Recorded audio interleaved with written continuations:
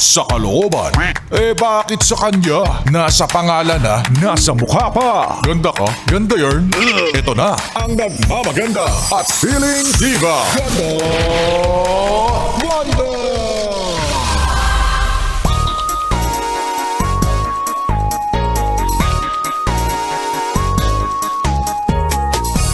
Para sa mga yes friend kong malayo ang minamahal, LDR.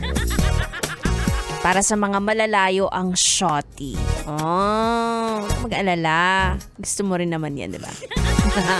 Mga yes friend, it's me. It's your girl DJ Ganda Wanda.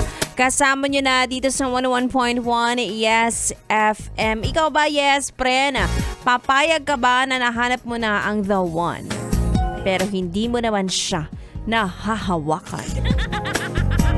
Hello sa mga milya-milya ang layo ng kanilang mga jowa. Sabihin na natin jowa kasi yung shorty kasi parang feeling ko pang short time lang.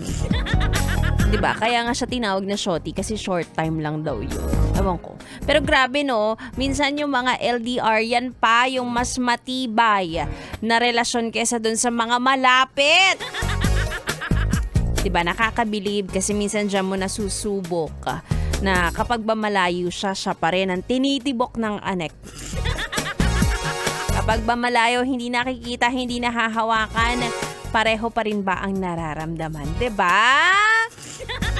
Ako, personally, hindi ko kaya yan. Kung pwede ko lang gawing keychain, isabit sa bag para lang makita palagi, mahawakan, makita ang paglaki. Paglaki? Gagawin ko talaga, 'di ba? Kaya palakpakan ang iyong self kung ikaw man ay nasa long distance relationship ngayon, ano. Kasi hindi po biro 'yan at hindi lahat kinakaya 'yan, 'di ba? Pero kung nakaya mo, edi ikaw na.